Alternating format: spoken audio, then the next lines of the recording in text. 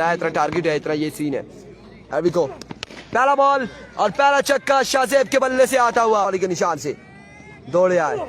दूसरा बॉल, दूसरा छक्का आया शाज़ेब, कहा गया रवायती हरीफ है। बाकी मुन्नू फैजान दौड़े आए, तीसरा छक्का लेकर आई है फैजान मुन्नू।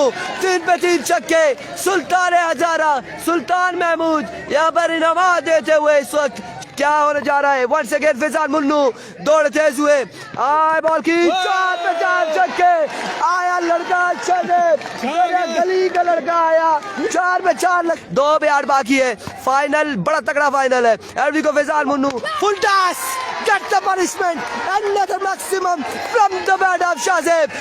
5 पे 5 छक्के, अब रन बाकी है 2, अब रन बाकी है 2। वंस अगेन अपने बॉलिंग के निशान से धक धक धक धक, सुल्तान धक धक चल रहा है। Ball 2 run. एलवी को वंस अगेन फैजान मुन्नू दौड़े आए, शॉट, 6 रन आया, शाज़ेब आया। Oh my goodness, oh my goodness, what's going on, is Naveed Nido यहाँ पर जो चल रहा है, जो चल रहा है, नीडो नीडो नीलू, ये क्या हो रहा है, ये क्या चल रहा है। ओह माय वर्ड, मैच जीता, फाइनल अपने नाम किया, फाइनल अपने नाम किया। कैसर भाई कमाल हुआ।